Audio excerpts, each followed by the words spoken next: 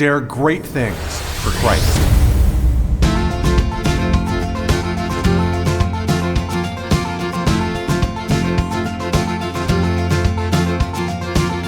Christ calls us to dare great things. In the marketplace, as well as in the mission field, there has never been a time like the present for the spirit of the Catholic entrepreneur. Now is the time for men and women of great courage and great vision to engage our church and our culture. Now is the time to dare great things. And here is your host as we dare great things, Father Nathan Cromley, the president and founder of the St. John Institute. I want to speak to you about courageous leadership. The reason for that is because, frankly, we are facing a time when leadership can't be anything but courageous. And I mean this in a specific way.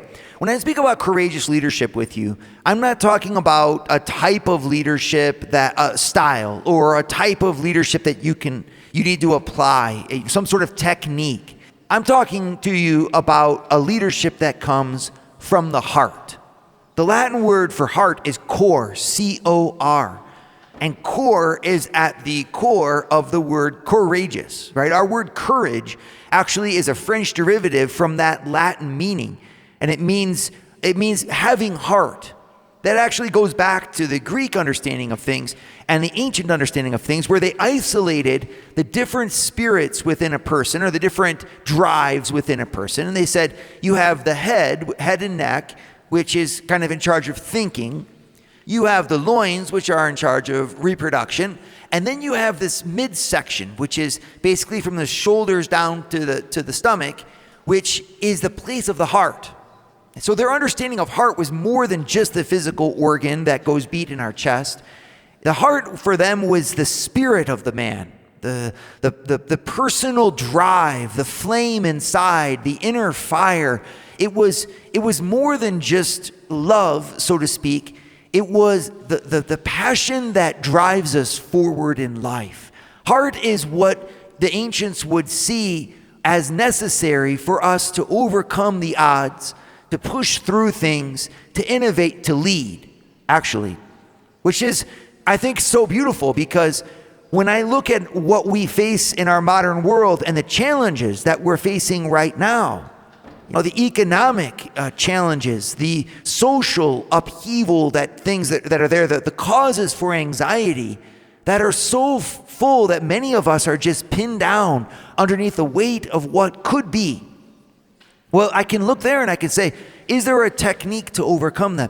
Techniques work really well in leadership when you have a set of circumstances, right?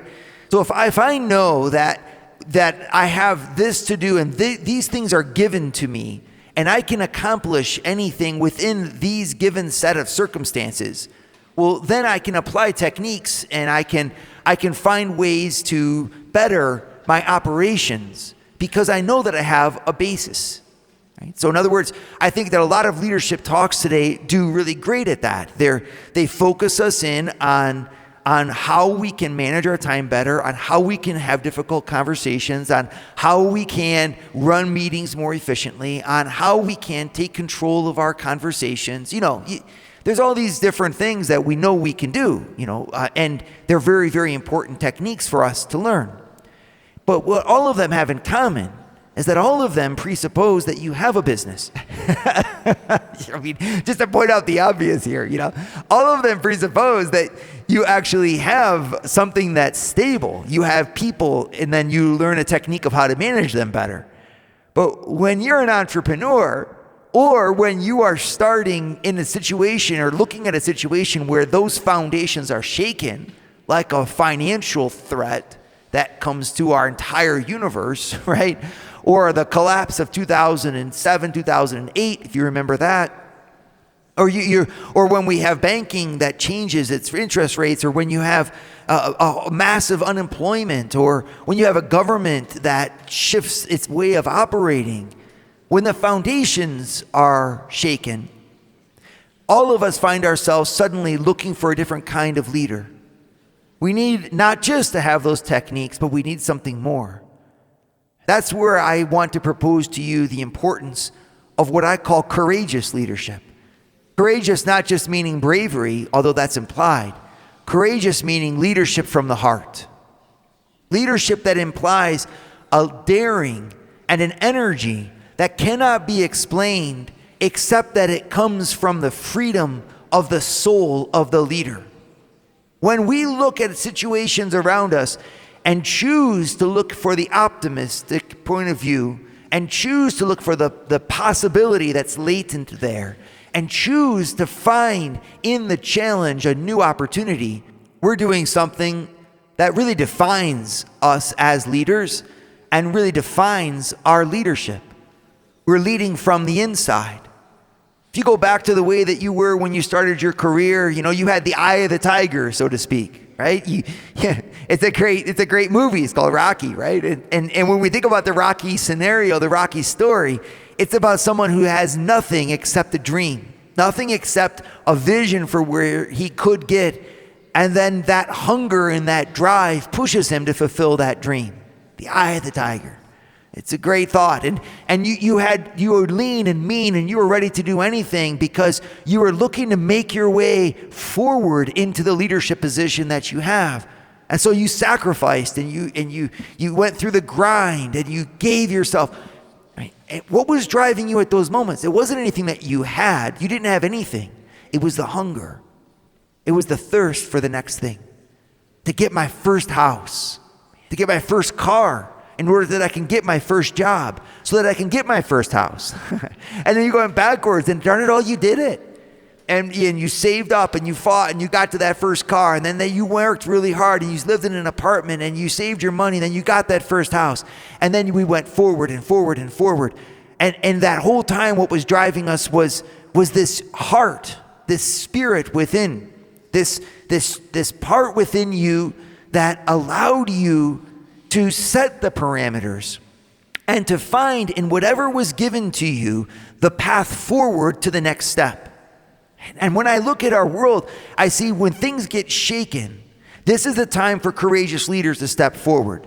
For people to say, hey, you know what? The foundations might be shaken. We're going to build new foundations. We're going to take whatever's happening here and we're going to spin it forward. We're going to turn it into advantage. Why? Because we were made for this moment. That's why.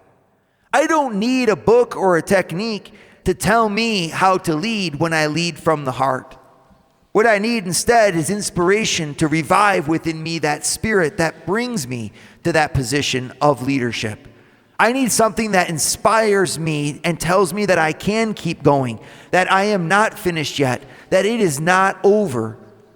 This inspirational leadership, this leadership from the heart, this is exactly where Catholicism thrives. And I don't mean just Catholicism, I mean Christianity in general thrives. Because Christianity in general, it comes from where? All of us who are Christian, we have our foundation in something that is brand new. I mean, frankly, folks, think about it. No one has ever spoken about a God who becomes man. No other religion on the face of the earth has ever thought that God would become man. Now, that man would become God, oh, well, there's all kinds of different things there, But that God would become man and yet remain God with all of his dignity, that's brand new. A virgin that will become a mother. Well, I mean, that's a pretty amazing thought right there. And then have that virgin who becomes a mother actually be married while remaining a virgin. But there's a novelty. And then, of course, the novelty of novelties is the resurrection. That a man should rise again, not by the power of God only, but because that man is God. And that God would die in the flesh, not dying in eternity, but in the flesh. I mean, there's all kinds of newness here. It's the new wine that you can't place in old wineskins without bursting the skins, says Christ. And in that novelty, you've got, in a sense, a call from the apostles to establish new foundations. The community of the church, in other words, not being the same as the community of Israel. Not being the same as what went before. The New Testament, the new covenant, building on what came before, but in a whole new way. The fellowship that exists between Christians as being a new thing, because it's rooted in the divine mystery of charity, which itself was rooted in the novelty of the cross. Talk about novelty. You've got the institution of the Eucharist. Again, who would ever imagine that not only that God would become man, but that God-man that is Jesus Christ, who is God, of course, would give his flesh as food and drink. This too was something brand new no one had thought of, that he would choose to institute baptism as the sacrament by which he would save us by the infusion of the Holy Spirit. This is a new thing. Christ was full of looking at the paradigms that are out there and then reviving those paradigms in a way that had never been heard of before, and then inviting his apostles to live in that new paradigm and to promote that new paradigm and to find ways to develop and apply that paradigm without changing its fundamental givens. Guys, like, what's happening is that the Lord realizes, I am calling you into courageous leadership. I'm calling you not to look upon a foundation that already exists and tell me how to optimize it. That's a good thing, and that's part of courageous leadership. But the essence of courageous leadership is to say, hey, your life has just been thrown upside down. Guess what? God is there. Now your job is to find that God, show that God, develop that God. Your society has just been thrown upside down. Guess what? God has plans for it. I need leaders to not look and bemoan the past, but to point the way towards the future. I need leaders who are not going to complain and whine about everything that isn't there, and that are instead going to point the way forward for how things can be found there. I need leaders who are able to look into the nothing and find the something. I need leaders, therefore, who lead from the heart, because that's where I speak with them. A courageous leader finds his or her strength in God and in faith, and in that faith and that strength of God applies their human intelligence and their hard-won skill to the labor of bringing into existence things that are hidden, and into the light things that can't be seen yet. And where everyone else looks around and sees destruction, the courageous leader steps forward and says, I see here a new creation.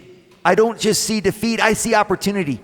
I see in the winds of change something that can be, in fact, oriented towards and by that divine wind, which is the Holy Spirit, towards genuine human development.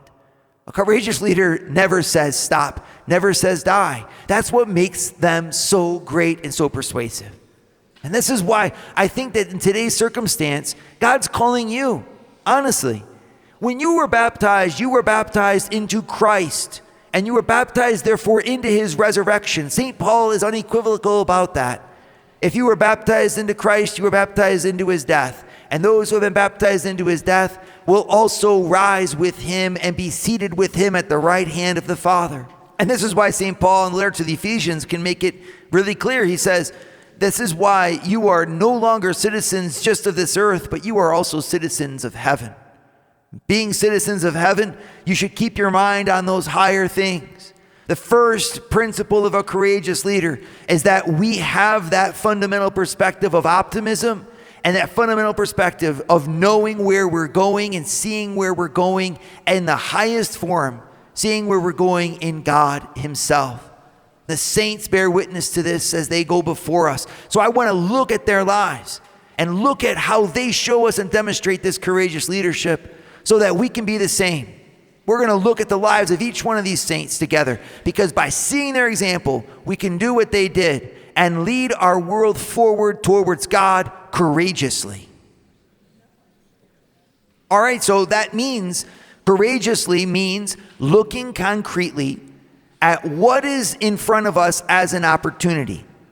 This is exactly what God is calling us to do. When the foundations are shaken, or when we don't see our way forward, it takes that inner light, that inner heart, that inner spirit that God communicates directly to us to be the spirit that guides us as we transform our situations. And this is the same in families as it is in business. And I would even say it's more important to be courageously a leader in your families. This applies to mothers as it applies to managers. And regardless of our state in life, that's what's so beautiful about this.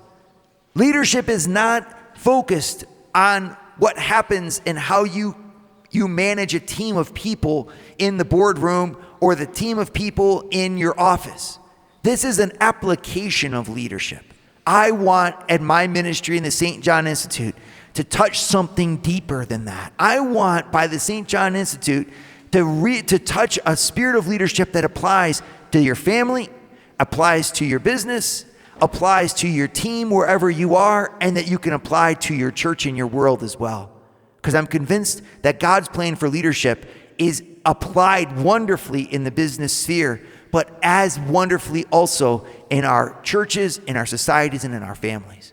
And what is that plan for leadership? It's a leadership that starts in the heart and that focuses in on you. And our first example of that courageous leadership I want to just speak to you about is St. Damien of Molokai. This guy was amazing, and his leadership remains imprinted on the people that he influenced, even though he has been dead now for over 100 years. I remember the first time I got to encounter his life and the first impact that he made on me. I was just a young boy in a Catholic school in Maumee, Ohio. And as I was in the school library, the teachers would take us down one day a week and we would just have reading time in the library. And I remember, you'd be able to pick out any book you wanted in the whole library, right? And so I went over to the shelves there and I found myself reading a story about this saint who worked with the lepers in Hawaii, people who suffer from Hansen's disease, as it's called today. And Hansen's disease patients, of course, at that time, it was just a terrible disease that they didn't know anything about. And I remember reading this story and seeing this drawn picture of this priest with a big, broad hat and a black cassock. And I remember as I read about it thinking to myself, I want to be like him. Little did I know that probably from heaven he was interceding for me, and that one day I would be like him. Obviously not in his holiness, but in the sense that I too am a priest. And being a priest, I was able to go and visit the exact place where he was. I took 3 pilgrimages there with Eagle Eye Ministries over the years, and I've been privileged to stand at the same altar where he stood every single day saying Mass and offer Mass there as well. I stood in his footsteps literally at the altar that he built with his own hands and offered the holy sacrifice of the Mass just like he did. It was one of the most life-changing moments, and I've been so privileged to be able to do that. And life-changing because of who this man was. The story of his life is nothing but heroic from the beginning. At age 18, he chooses to leave his mother, father, sisters, and brothers and give his life entirely to Jesus Christ as a Catholic brother. Not even as a priest, but as a brother. He wanted to just be for Christ. And the time came where they were looking for volunteers to go to the missions in Hawaii. He was in Belgium at the time, and he wasn't selected. But by different machinations of the system, he ended up finding his way on the boat, which meant that voluntarily, not only did he leave his mom and dad behind, like join seminary in Brussels, Belgium, but that he actually took the next step and left his country, his language, his natural way of being completely behind, and he sailed on a boat all the way to Hawaii, never to return again. He would never see his native soils, and he would have to learn a new language, a new way of being. And at this time, the state of Hawaii was just recently an American territory. And so he entered our country, so to speak, even though it wasn't a state at that time. He entered that territory and was ordained a priest just a few months after setting foot on the soil there in the old cathedral church in Honolulu. And if you go there, as I've been privileged to go today, you'll see a few of his relics and the relics of St. Mary Ann Cope, who would eventually come to join him there in that old cathedral, which is preserved nearly in the same way it was when he was ordained a priest there. You can almost still feel the holiness of that place.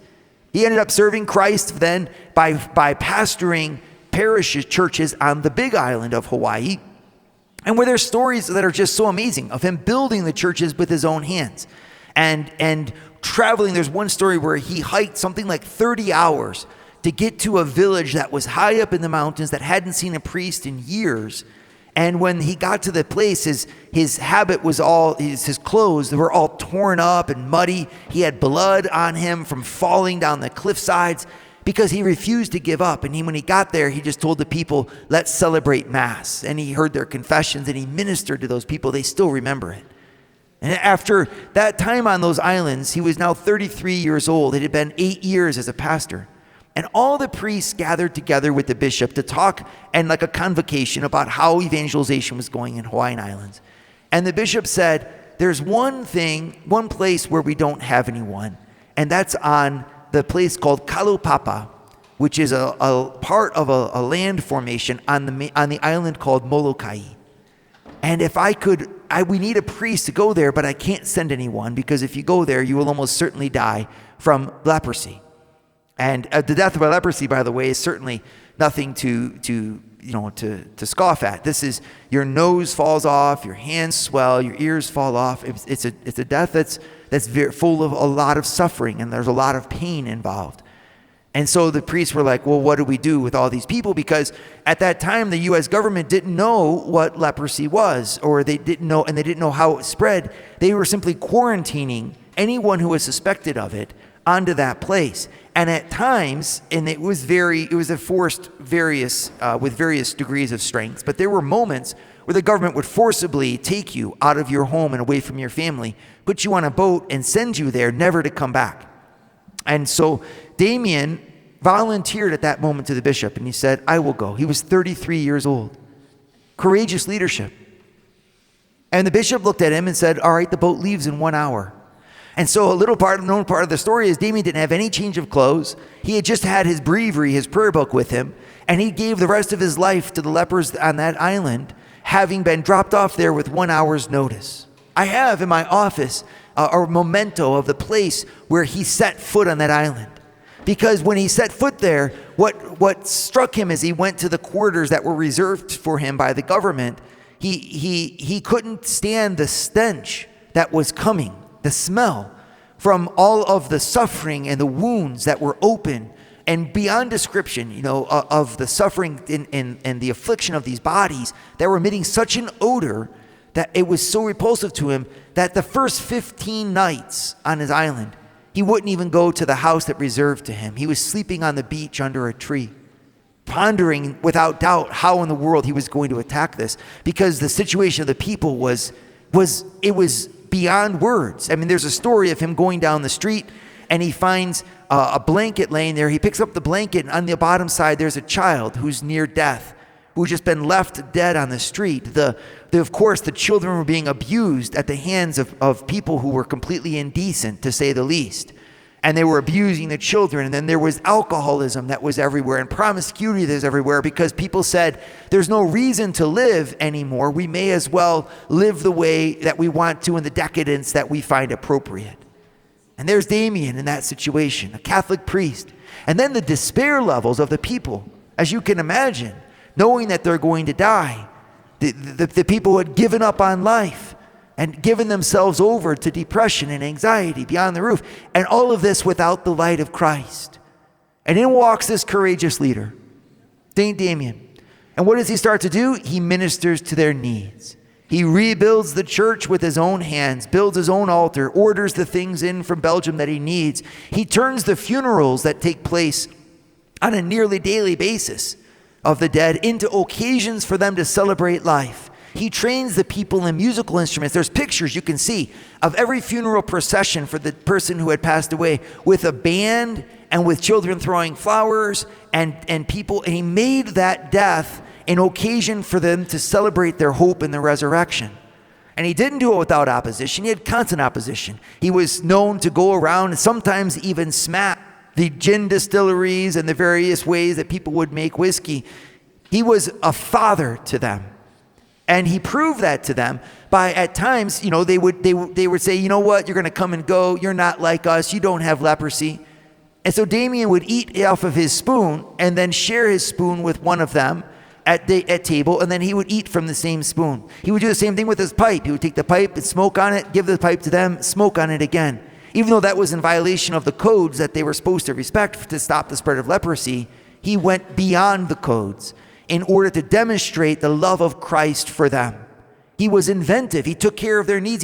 He taught them how to raise cattle, how to build fences, how to manage the various health needs that they needed. And he advocated for this population that was otherwise cast off by the society that was around them. Damien stepped in where there was nothing, and he brought, thanks to Jesus Christ and his faith in Jesus Christ, the light of the resurrection and of hope. St. Damien is a hero of epic proportions, and his fame spread throughout the world even when he was alive. And he was canonized a Catholic saint just recently. What can we learn from that? We can learn a lot from St. Damien. Number one is that true leadership requires incredible courage. And that, you know what? You guys have that courage. The moment you let yourself be courageous, the moment you let yourself is the moment that you let yourself look at a challenge that's in front of you and speak opportunity there. And you do not need the permission from anyone around you. As a matter of fact, you can't even get that permission from anyone that's around you. You don't look for permission from those who are around you when you've been sent by God. Damien had no one around him that believed in him. He had no one to support him when he showed up there at that church at those very early days of an abandoned church in an abandoned rectory on an abandoned island. He was alone. And looking inside of himself, he used to say, "It is from the altar, I kneel before the altar every day, and it is from the altar that I get my strength." He prayed to his God to overcome his own fears, his own abhorrence of the smells around him, and to find those creative solutions. Second thing that we learn from Damien is you start with the practical. There's a story of a journalist who showed up on the island, and he went to find the famous Father Damien, the great saint, and he went to the church, and he looks up on the roof, and there's a man up there hammering shingles into the roof, and he says, "I'm looking for the saintly Father Damien, the holy priest." And Father Damien looks down and says, "That's me." The man couldn't believe it, because Damien threw a hammer down to him and said, "Get up here and help me to hammer the shingles." Starting with the practical, finishing with courage. St. Damien changed lives because he chose to. You and I can too. Dare great things for Christ. Share your feedback with Father Nathan. Send us an email at info@stjohninstitute.org. That's info@stjohninstitute.org. And don't forget to subscribe to premium video content to form, unite, and inspire you at Eagle Eye Pro on our website, eagleeyeministries.org. That's eagleeyeministries.org.